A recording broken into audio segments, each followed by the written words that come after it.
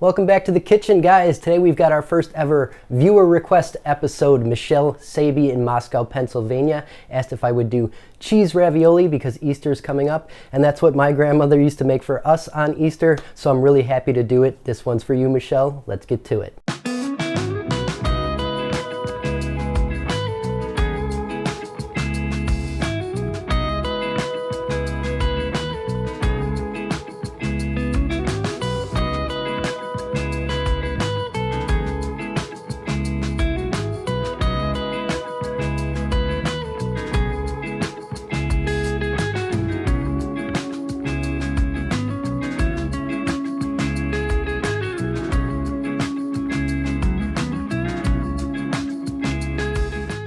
If we're gonna make ravioli, we have to start with pasta dough. It's something I think a lot of folks struggle with at home.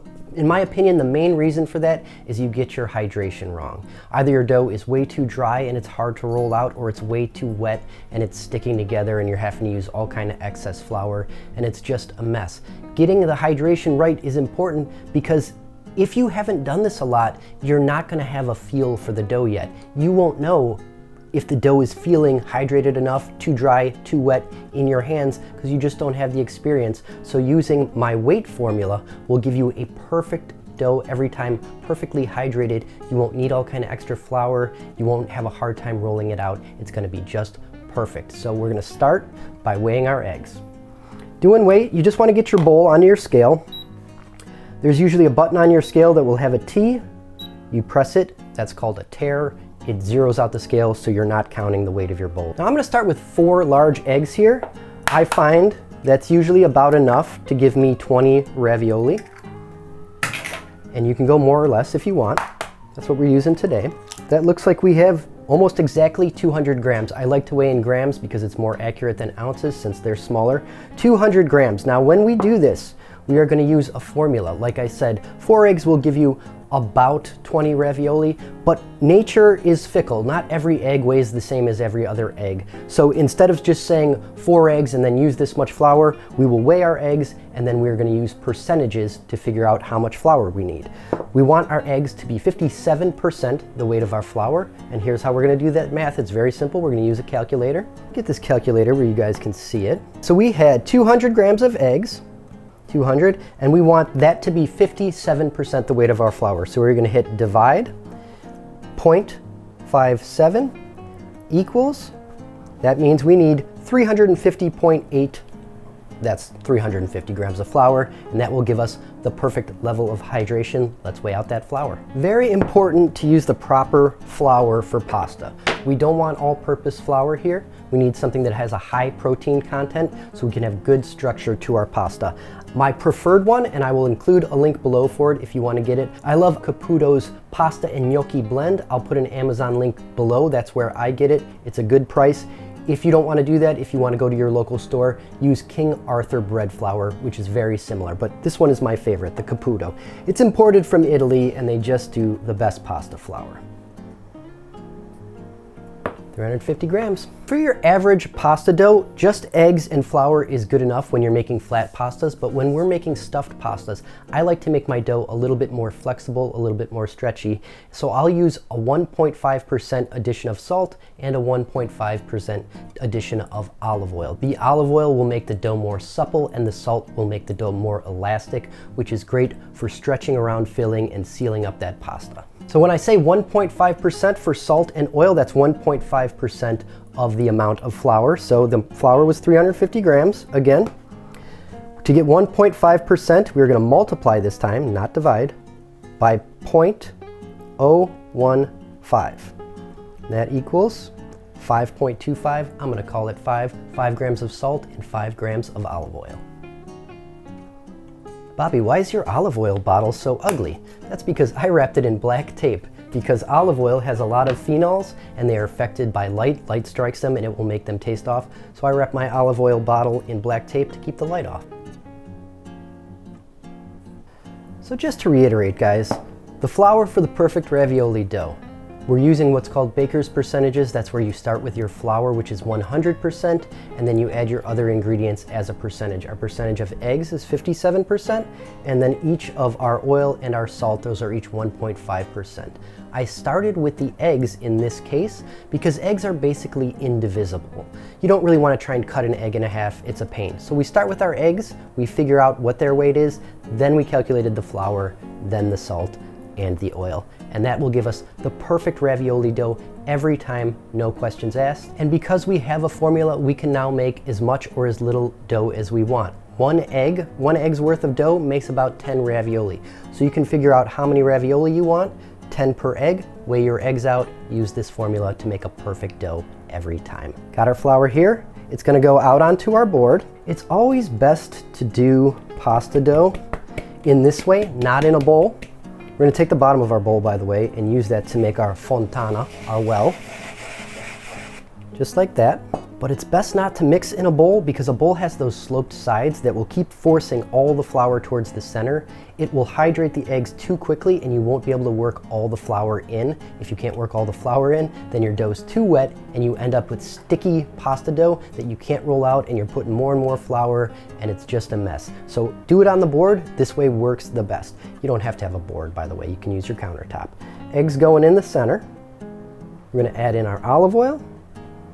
And I like to just sprinkle my salt around the edge. I'm going to work it in with the flour. You want to start with a fork. You need two devices for this, a fork and a scraper. We're going to start with the fork, break up our egg yolks, and just get everything mixing. Get those eggs beaten up. Now we're going to start to draw flour in from the edges. So use that curvature of your fork and just bring a little in at a time without breaking the wall. Stir it in. A little bit of patience here goes a long way. It's not going to take that long. But we want to slowly hydrate our flour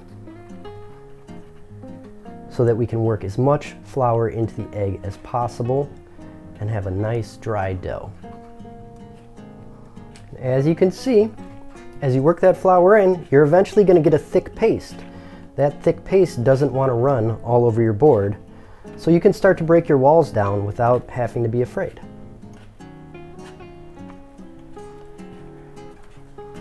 That paste is sitting there nicely, not running at all anymore. Get a little flour on your fork and wipe any excess egg off because we measured all that out. And now is when we move to our scraper. We're just going to scrape the flour up, get it on top, and start cutting it into the eggs. Back and forth, cross-hatch pattern. We'll break all that egg up. We're revealing surface area by doing this. And as we make more and more surface area, the egg can absorb more and more flour. If you've ever made southern biscuits, you'll be familiar with doing this with butter. Trying to create lots of little hydrated pieces. Now we're getting to the point where all of our flour is worked in. Things are starting to stick together, so we're going to start to use pressure, pushing down with our scraper. Scrape it up, flip it over, push it down. Pressure will bring this dough together. Using our scraper to keep our hands clean for as long as possible. Now we're starting to get a dough. Scrape up anything that's stuck to your board. And now we're going to start to get in here with our hands. Push everything together.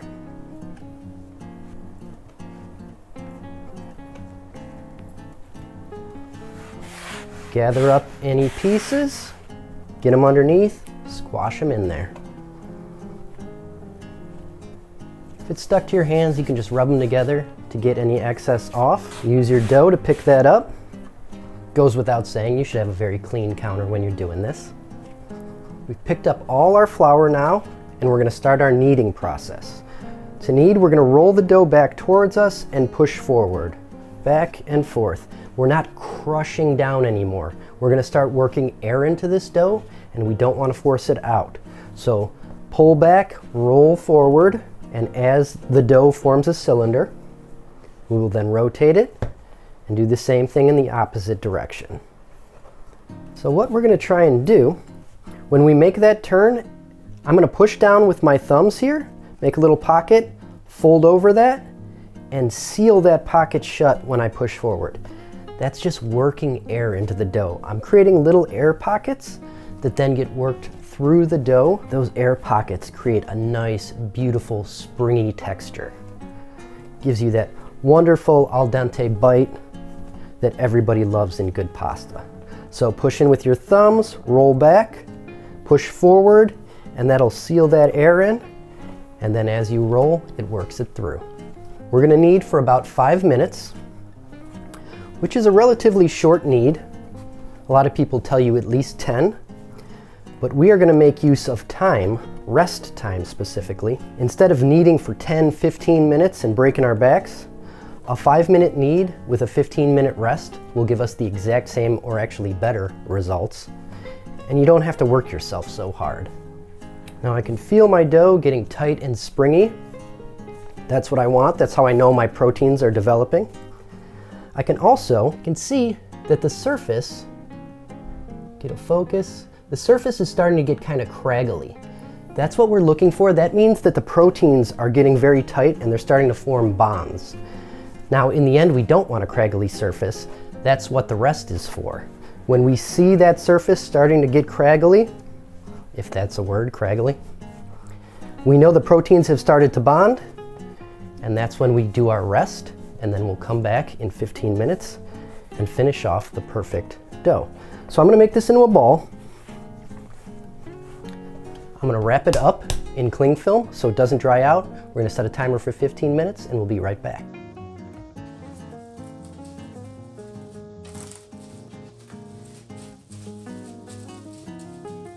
It's been 15 minutes, let's get this unwrapped. Our dough has rested, it's had time to hydrate, and those proteins have had time to link up. Again, remember, when we wrapped it up, we had a pretty craggly surface. That was okay, that's what we wanted then. We're gonna give it like a 30-second knead now. Just kneading it into a ball, back and forth a couple times, and then shape it into a ball. Doesn't take more than that on the second knead. Try and shape it into an even ball. That just makes things more even when we roll it out later. But you can see, let's get back up here again, that surface completely smooth like a baby's bottom. Bello e liscio, beautiful and smooth. That's exactly what we wanted. 15-minute rest and a 30-second knead. We don't have to break our backs kneading for 10, 15 minutes straight. We're gonna wrap it back up. Now this dough needs time to relax before you roll it out. Otherwise, it's just gonna wanna snap back on itself. At least 30-minute rest. An hour is better, 2 hours is best. Plan for that if you can. It will make your life easier. Once it's relaxed after 2 hours, it'll roll out like a dream, but at least 30 minutes. While our dough is resting, we might as well make our filling. It's a very simple, straightforward cheese filling. 3 ingredients, 4 if you count salt. Now, a lot of people do just straight ricotta in the ravioli, and that's fine, but it's a little bit boring. I've been with my wife 10 years, and I've never made her cheese ravioli because she always told me that she does not like them. But when I was testing this recipe, I made her try them just to be like, just tell me what you think of these. And she was like, oh my God, I like cheese ravioli. She found out that when they're not made with just ricotta, she actually likes them a whole lot. So here we go. We have some whole milk ricotta cheese, very important. We have mascarpone. Mascarpone is a type of Italian cream cheese. It's very rich, it's very decadent, and it is very sweet. Not sweet like dessert sweet, but it's a sweeter cheese. It's not tangy like the American style cream cheese. And then we have some Parmigiano Reggiano. I highly recommend using the real stuff, Parmigiano Reggiano, not just something that's labeled Parmesan, but if that's all you have, that's fine too. The Reggiano is from Italy and it is the best. So we need a food processor for this. Technically, you could do it with a hand mixer too, but I prefer a food processor. Everybody's going in the pool.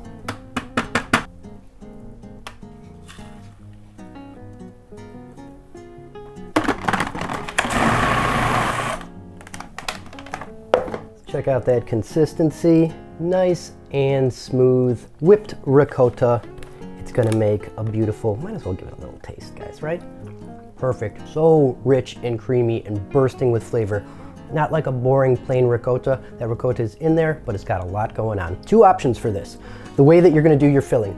If you happen to have one of these scoops, these are great. This is a 2 teaspoon size, and that's the right size for our ravioli. If you don't have one of these, I would really suggest transferring this to a zip top bag, snipping one of the corners off, and using that like a piping bag to fill your ravioli. But it's easiest if you have a scoop. That is looking gorgeous. I'm gonna pop a cover on this and store it in the fridge until we're ready to go. It has been 2 hours. Our pasta is ready to roll out. Now, I don't know if you guys know this, but it's actually illegal in all 50 states and all of Italy to roll out pasta without drinking wine. So today, I'm gonna show you what my pick is. I have got a Lambrusco. This is from Emilia Romagna. It is actually a chilled sparkling red, but it is not sweet. Don't get the sweet version. The sweet version is terrible. Get the dry version. It's a great light wine just to sip on while you're doing some work. All right, legal problems sorted. Let's get to our dough. It's looking bello e liscio, smooth and beautiful. Now this is a 4-egg dough. I suggest for beginners, only roll out 1 egg's worth of dough at a time. So this is 4, so we're gonna cut it into 4 pieces. If you're more advanced, you can go as large as 2 at a time, but never go larger than that. You're just gonna make it hard on yourself. But we're gonna go 1 at a time today, beginner style. So cut that in half. Now this is something beautiful. You see these, all these little holes? Che belle bolloncine, the Italians say. What beautiful bubbles. That's all that air we worked through earlier. It's showing up now, and it is gonna give us this wonderful, light, springy pasta. It's exactly what we want. So cutting these each in half, so we have 4 equal pieces, and you wanna keep your other dough balls that you're not using right now covered with that plastic wrap so they don't dry out. Very simple tools for this. Of course, we need a pasta machine. Now, you don't need a pasta machine. You can do pasta by hand with a rolling pin, but that is another higher art form that I love to practice, and I'll show you in another video. But today, we're going simple, the way that most home cooks do, the way that most restaurants do actually, and we are gonna use a machine. I've got a KitchenAid here. A lot of people have KitchenAids at home, so I decided to use this. If you don't have a KitchenAid, if you got a hand crank or some other type of machine, those are all fine. The only problem is one annoying thing, different machines, these all have numbers on them to tell us the thickness, but the numbers don't match up between machines. So I could give you the numbers on a KitchenAid and it would be different than the numbers on a different machine. So I'm gonna try and use general terms while we do this, but just know if I talk about the numbers, this is true of the KitchenAid brand of machine. So we have our piece of dough, any kind of rolling pin, wine bottle, whatever, just a simple rolling pin. And some sort of cutter. You can use a knife if you want, but if you have some sort of rolling cutter, that just makes life a little bit easier. You'll notice that this has a flat and a fluted. You don't need a fluted, but I am gonna finish with the fluted on mine just because I think it looks pretty, but it's not necessary. But a rolling cutter will make your life easier. We're just gonna flatten this dough out with our rolling pin, just to make it the right thickness where it can fit into our machine. Now you'll notice I'm not using flour right now. I have a little bit right here, just in case I need it, but this dough is dialed into a level where you really shouldn't need it, and if you do, it's just the tiniest sprinkle. I've seen people online just covering their pasta, covering their cutting boards in all of this flour. First of all, you made your dough way too wet if you need it like that. Also, all that flour getting on the outside of your pasta, when you go to boil it, it's just gonna set in this gloopy exterior. It's gonna taste like raw flour, and it's gonna create this slick surface that will not stick to your sauce. You don't wanna use a lot of extra flour. I'm looking at you, Nick's Kitchen, man. You made a nice fettuccine Alfredo the other day, and your board was just covered in flour. I don't know why you were doing that, but this is the right way to do it. Not a lot of extra flour, if any. You know, and I can break balls a little bit because Nick has like 1 million more followers than me, so I'm punching up, not down. We've got our piece rolled out just enough so that it can fit into the largest setting on our machine. That's a 1 on a KitchenAid. We're starting with the largest. We're gonna always go on a slow speed. Yes, you could go a little bit quicker if you're advanced, but start slow. Also, you never want to go too fast, no matter how advanced you are, because it takes time for this dough to relax, and you don't want to be putting so much pressure on it that it gets deformed or it tears. We're going to take this and we're going to roll it through our widest, then our second widest, then our third widest settings, and we'll move on from there.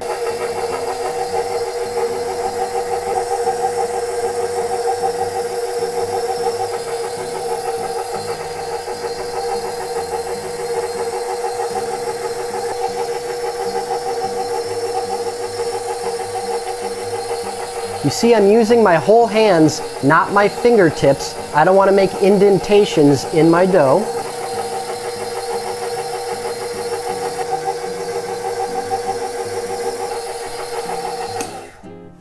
Okay, like I said, use your whole hands like paddles. If you use your fingertips, you can tear through your dough or just deform it. But this way, you're keeping equal pressure.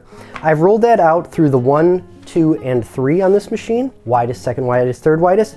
Now we are gonna laminate the dough. The reason we're doing this is we're gonna cause the dough to fill the entire width of the pasta machine. That'll give us a nice wide sheet, which will allow us to make all of our little ravioli on there. Fold this over about 3 or 4 times. You know, it doesn't really matter. Just do a fold, fold it on itself, fold it on itself.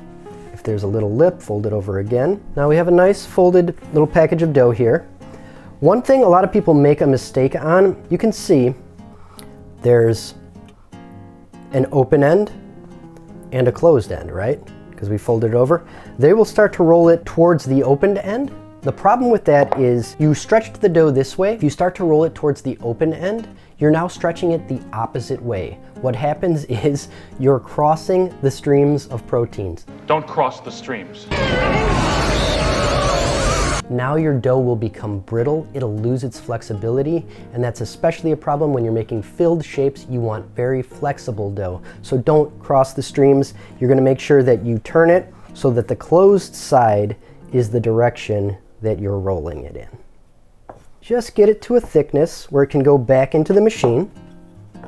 When it does go back into the machine, again, we wanna go closed side down, being fed through. That keeps all the proteins moving in the same stretchy direction. So we're gonna go back to the widest setting, the number 1 on this machine. We're gonna go through on this, we're gonna go from a number 1 all the way down to a number 6. So just go from the widest setting, 6 rows down on yours, whatever that equals. We're gonna reduce it 1 at a time, down 6 different settings to have a nice thin dough. The dough is gonna wanna snap back. So it has to go through multiple times. We're gonna go through the 1, the 2, and the 3, the first 3 settings, we're gonna go through 3 times. The next 3 settings, we're gonna go through 2 times, because as it gets thinner, it won't snap back as much. But you can't just go 1, 2, 3, 4. The dough's gonna snap back on you. You're gonna put too much pressure trying to force it, and it's gonna wanna deform and tear. So 1, 2, 3, it passes through 3 times on each of those, and then 4, 5, 6, it passes through 2 times on each of those.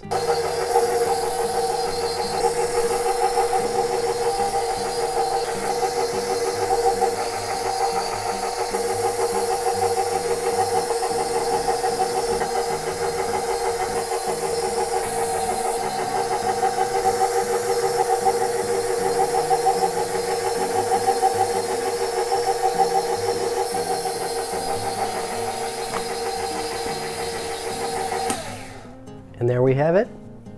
Beautiful, thin, supple sheet of dough. You should just be able to see the wood grain or the counter through the bottom of it.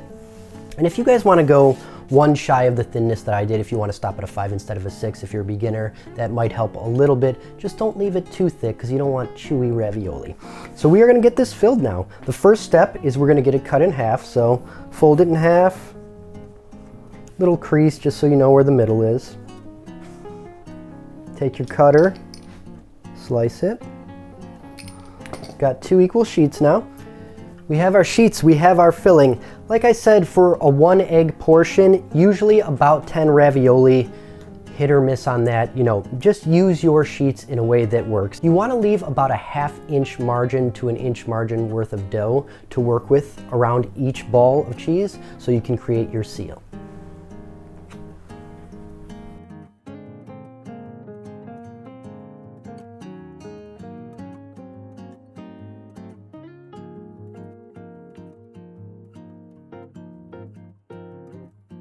Take your second half of your pasta sheet, lay it right over top. One really cool thing about this method is we don't need any special equipment. We don't need any ravioli presses or anything like that, just a cutter, and you can even do it with a knife. Now we're going to work from the inside out using our fingertips to seal these. Working from the inside out allows us to force out as much air as possible while we're doing this. Don't want our ravioli to explode in the boiling water.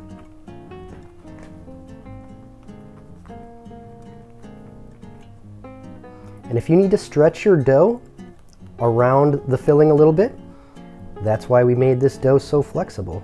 Not a problem.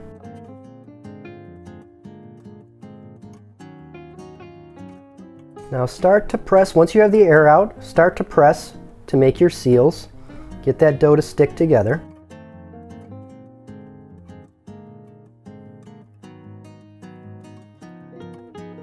And once you got it pressed pretty good, lift your dough up just to make sure it's not sticking to your board. And you may have noticed, guys, we didn't use any extra flour on this. And our dough is sticking to itself to form the seal, but it's not sticking to itself while we're rolling it out. It's not sticking to our hands. It is perfectly hydrated. That formula works every time. Now I'm gonna use my fluted cutter just because I like a nice, cute finish on these guys. We're gonna start cutting in between.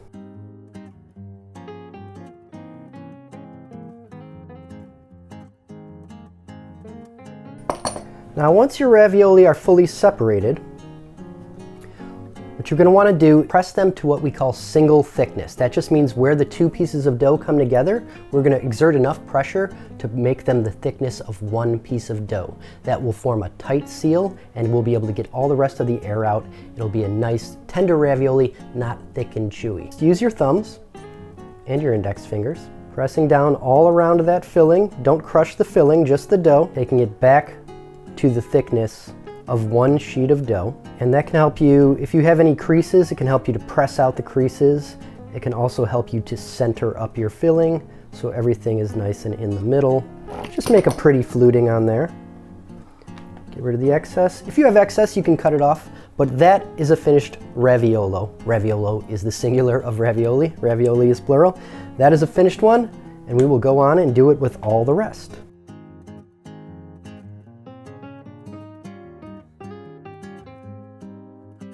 Now I have an example here of one raviolo where there's a tiny bit of air left trapped in with the filling. Now what I can do is take something like a cake tester or just a pin. I find where that air is. There's a little bubble right here.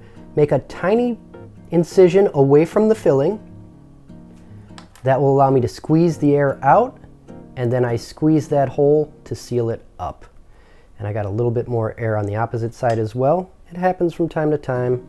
Little hole, squeeze it out, then press on the hole to seal it.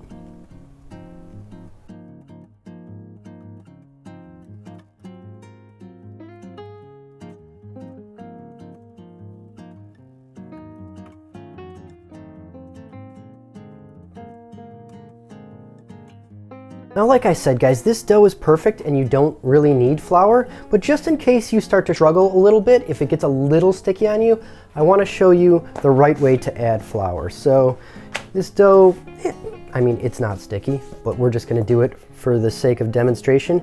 Just a pinch of flour, give it a little toss, then take your hand and spread it evenly over the surface. That way you don't have big, chunky streaks of flour, and it doesn't take more than a pinch. Evenly spread on the surface, and then it'll work itself in as we go back through. All right, guys, our pasta is done. We're just about ready to eat. We're gonna cook from fresh today, which is a 2-minute cook time. Make sure you salt your water. It should be as salty as soup is salty.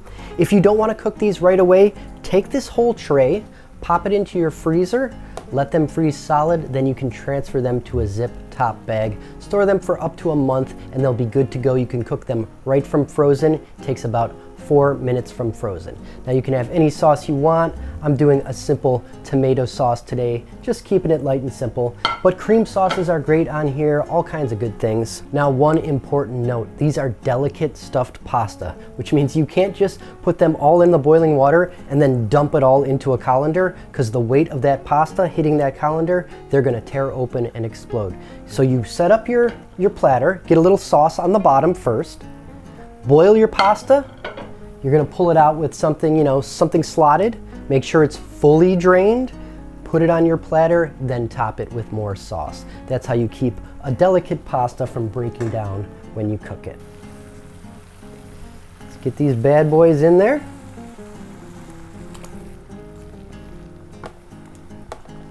Now this is 2 dozen, which is about half of the batch we just made.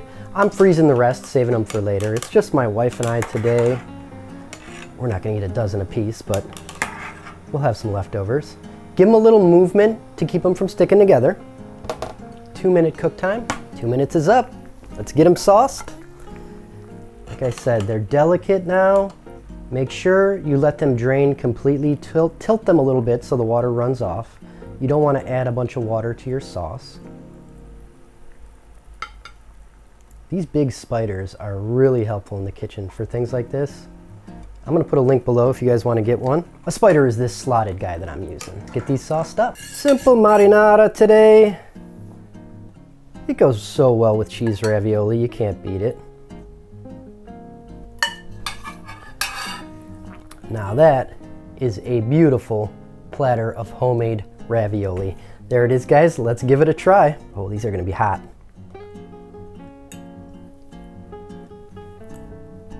Crazy good, you guys. Oh, they just melt in your mouth. So delicate, beautiful fresh pasta, so flavorful. That filling is creamy and rich and full of intensity. It's not just your bland, plain ricotta. When you put that mascarpone and that Parmesan in there, oh, it's so good. Pasta has an al dente bite, but it is not tough. It is not too thick because we pressed it to single thickness around the edges. That is one of those things that's kind of the hallmark of like poorly made homemade ravioli. They don't get pressed thin enough around the edges, and then those are tough and chewy. They don't cook the same as the rest. But when you press the single thickness, not only do you not have to worry about your ravioli opening in the water, they're gonna be tender and just have a bit of that al dente bite. Everything you want from a homemade ravioli. I mean, there's nothing left to say, guys. Michelle, I hope you got the episode you were looking for. I hope you guys all learned a lot from this episode, and I hope you can make these for Easter or any day of the week when you want some delicious homemade pasta. Enjoy your holiday. I'm gonna enjoy these ravioli. But before we go, let's re-roll that B-roll.